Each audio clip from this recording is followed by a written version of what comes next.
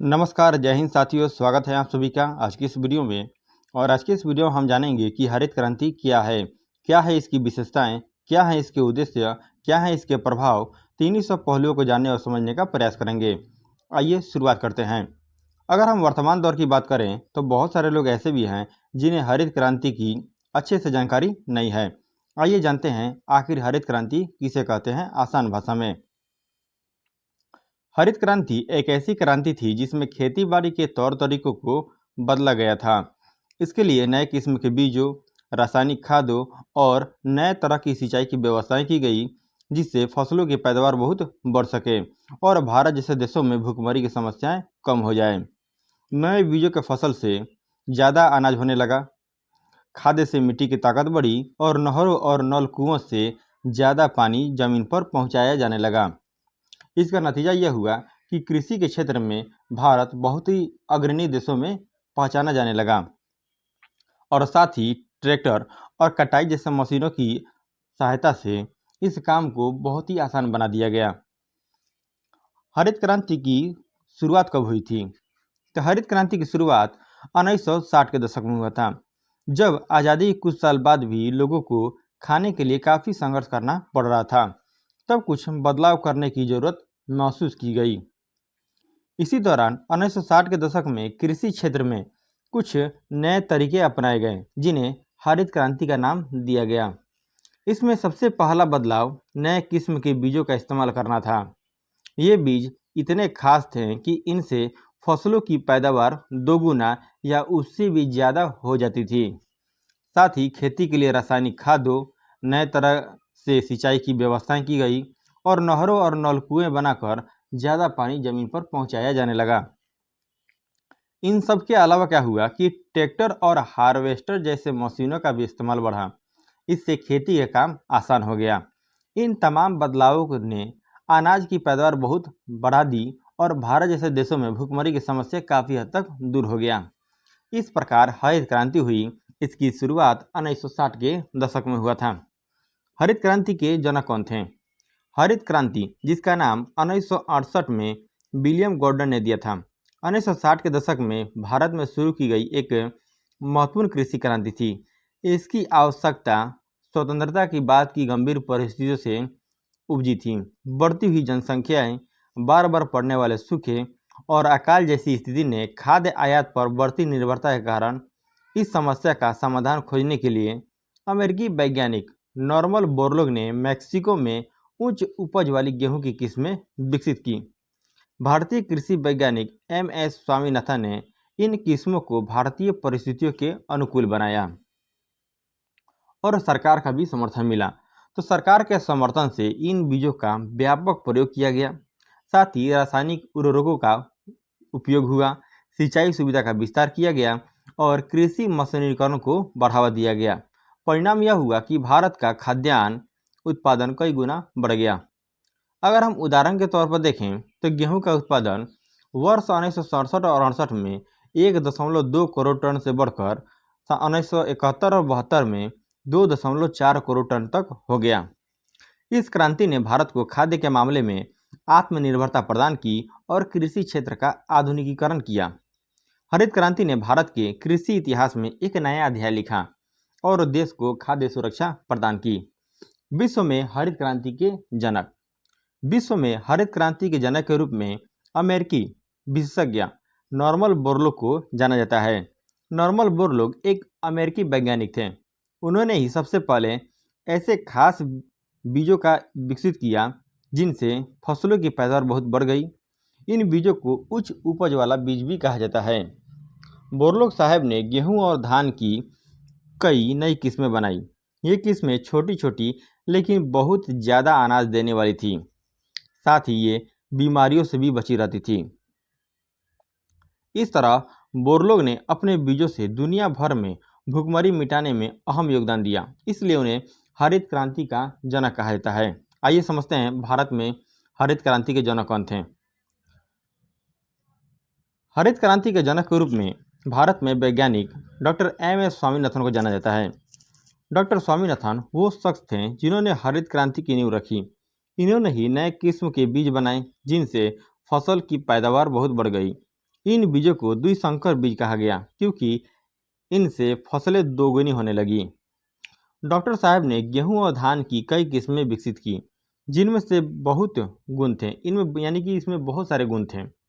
ये आकार में छोटे छोटे होते थे और फसलें बहुत ज़्यादा देते थे। तो ये छोटे थे लेकिन बहुत ज़्यादा उपज देते थे और साथ ही ये कीड़े बीमारियों से भी बचे रहते थे।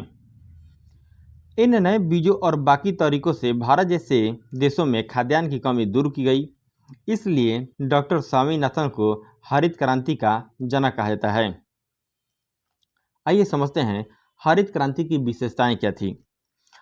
तो हरित क्रांति एक ऐसा नया तरीका था जिसमें खेती की पुरानी परंपराओं को बदला गया और फसलों की उपज बहुत बढ़ गई। अगर हम हरित क्रांति की विशेषताओं की बात करें तो इसकी कुछ प्रमुख विशेषताएं निम्नलिखित हैं, जिनमें पहला है उन्नत किस्म के बीजों का उपयोग। हरित क्रांति में एक बहुत बड़ा बदलाव नए किस्म के बीज लाए जाना शामिल है।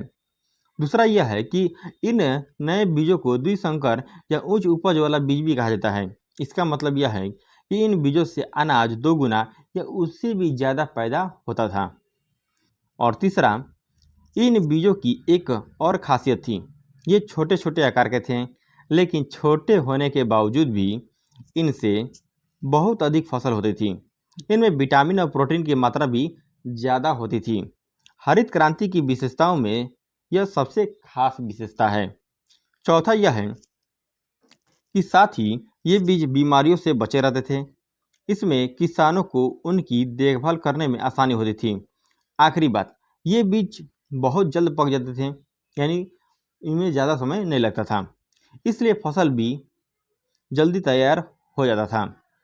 इस तरह इन बीजों की खासियत की वजह से उनका इस्तेमाल करके अनाज की पैदावार बढ़ाई जा सकी। ये हरित क्रांति की विशेषताओं में एक है और इन नए बीजों का हरित क्रांति में बहुत ही बड़ा योगदान है और इसका महत्व भी है। अगर हम हरित क्रांति के उद्देश्य की बात करें तो हरित क्रांति का उद्देश्य था लोगों को भरपेट भोजन मुहैया कराना। उस समय देश की समस्याएं बहुत गंभीर थीं और लोगों को पर्याप्त अनाज नहीं मिल पा रहा था। इसलिए हरित क्रांति के जरिए खेती में नए तरीके अपनाए गए ताकि अनाज की पैदावार बढ़ सके। नए बीज लाए गए जिससे फसल अधिक होती थी। खादों का इस्तेमाल किया गया ताकि मिट्टी अच्छी बनी रहे और फसल ज़्यादा हो और अच्छी भी हो। सिंचाई के नए तरीके अपनाए गए ताकि ज़्यादा जमीन पर पानी पहुंचाया जा सके।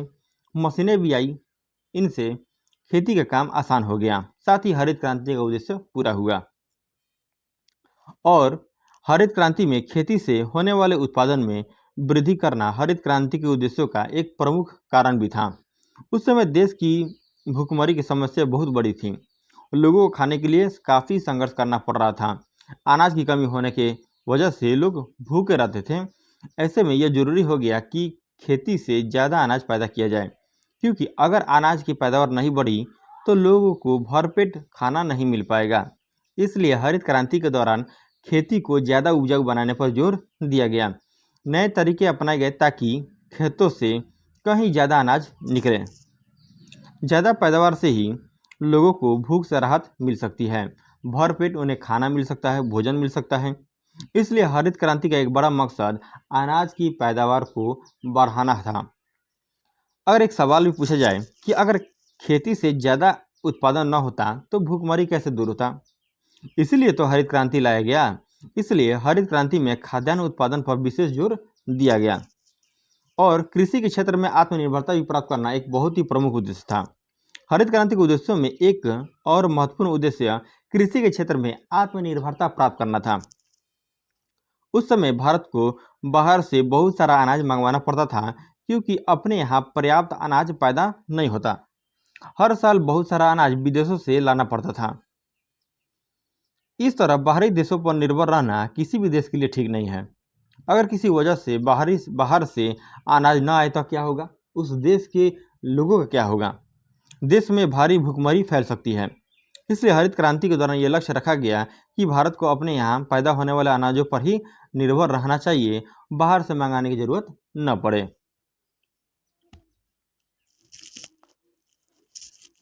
अगर देश खुद ही पर्याप्त अनाज पैदा कर लेगा तो बाहर पर निर्भर नहीं रहना पड़ेगा। इसलिए हरित क्रांति खेती में हरित क्रांति में खेती को इतना उपजाऊ बनाने पर जोर दिया गया कि देश की जरूरत का अनाज यहीं से पैदा हो जाए। इस तरह आत्मनिर्भरता हासिल करने के लिए हरित क्रांति में खाद्यान्न उत्पादन पर विशेष जोर दिया गया।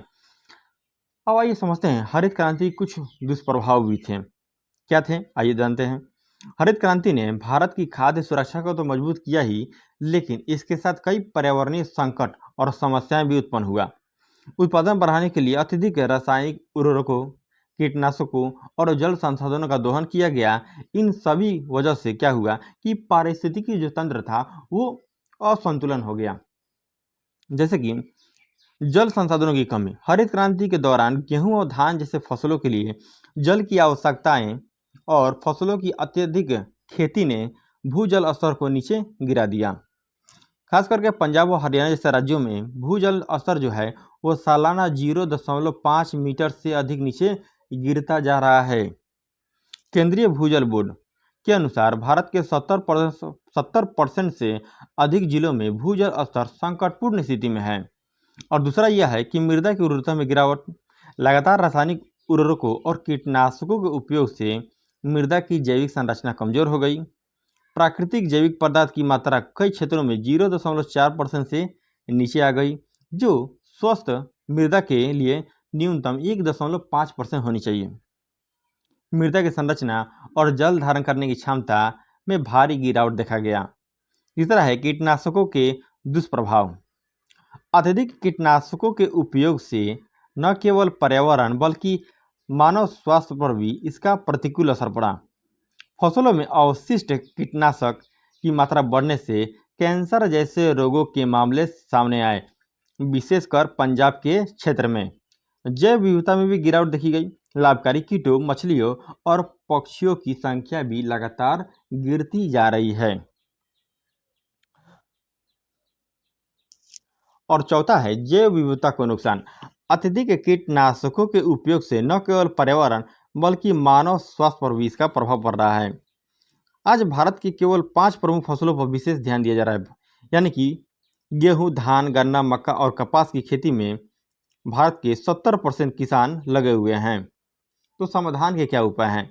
तो इन सबका समाधान यह है कि जैविक खेती और प्राकृतिक खेती को बढ़ावा दिया जाए, अपनाया जाए, फसलों का विविधीकरण किया जाए, माइक्रो इरिगेशन तकनीक को अपनाया जाए और मृदा स्वास्थ्य कार्ड योजना का सक्रिय रूप से लागू किया जाना भी इसमें शामिल होना चाहिए। इन सभी पहलुओं को समझने के बाद हम निष्कर्ष के रूप में यह कह सकते हैं कि हरित क्रांति ने भारतीय कृषि में एक महत्वपूर्ण बदलाव लाया, जिससे खाद्यान्न उत्पादन में भारी वृद्धि हुई और देश की खाद्य सुरक्षा सुनिश्चित हुई।